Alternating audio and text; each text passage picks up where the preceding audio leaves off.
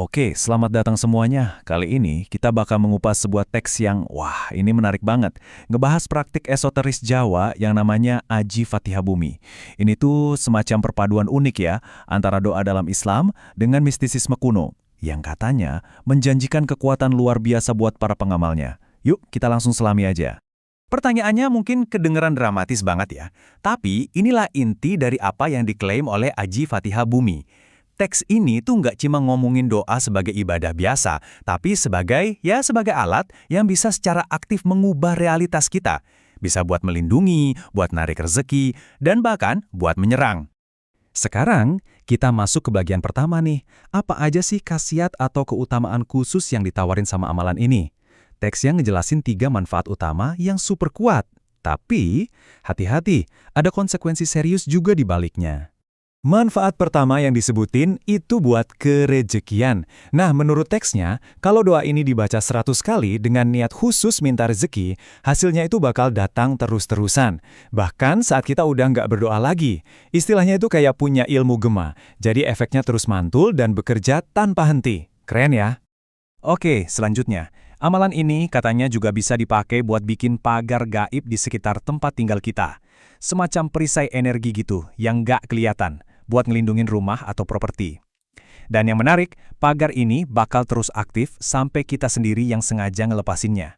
Tapi tentu aja, kekuatan sebesar ini ada peringatan pentingnya. Nah, ini dia sisi bahayanya.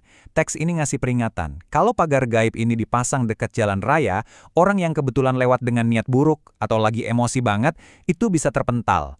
Efeknya bisa kecelakaan, atau bahkan seperti yang tertulis, bisa hilang ke alam gaib. Jadi jelas banget ya, poinnya adalah kekuatan ini nuntut tanggung jawab yang sangat-sangat besar. Dan ini dia, penggunaan yang paling agresif. Amalan ini ternyata juga bisa diarahkan buat menyerang musuh. Teksnya mengeklaim kalau ini bisa bikin targetnya ngerasain sakit terus-menerus, bahkan bisa sampai berujung kematian, kecuali kalau dia datang buat minta maaf. Ini benar-benar nunjukin sifat dualitas dari Aji Fatihah Bumi.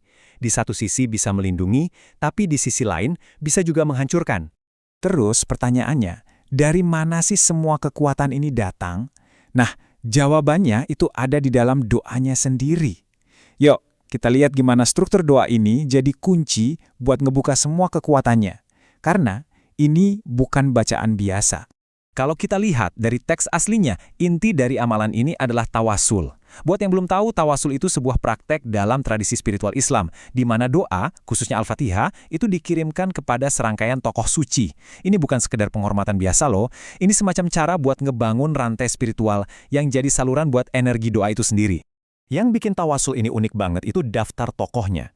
Dimulai dari Nabi Muhammad, lalu ada Nabi Khidir, sosok yang dikenal misterius dan bijaksana.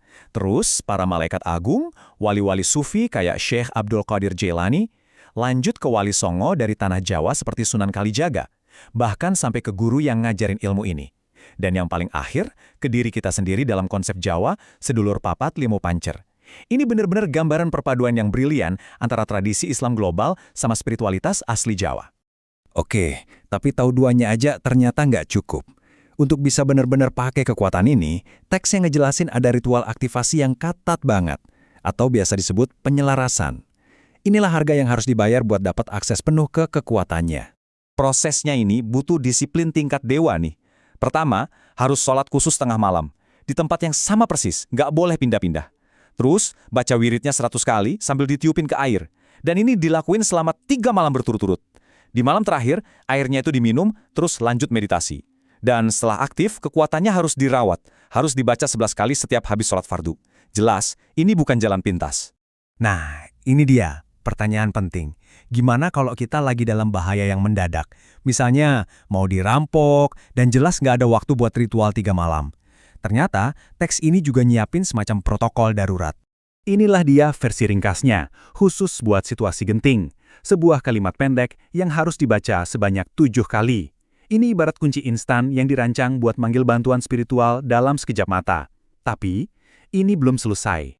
Setelah baca mantra tadi, tindakan terakhirnya itu adalah aksi fisik yang dramatis banget, hentakan telapak tangan ke tanah 3 kali. Menurut teksnya, dengan izin Allah akan datang bantuan. Ini adalah puncak ritual yang ngegabungin doa lisan dengan tindakan yang nyata. Pada akhirnya, ya Aji Fatihah Bumi ini lebih dari sekedar kumpulan doa dan ritual. Ini adalah cerminan dari sebuah pandangan dunia, di mana kekuatan spiritual yang luar biasa itu cuma bisa diakses lewat disiplin, pengorbanan, dan tanggung jawab yang sama besarnya. Ini ninggalin kita dengan pertanyaan buat direnungkan. Apa sih artinya ketika kekuatan terbesar justru menuntut pengabdian yang terdalam?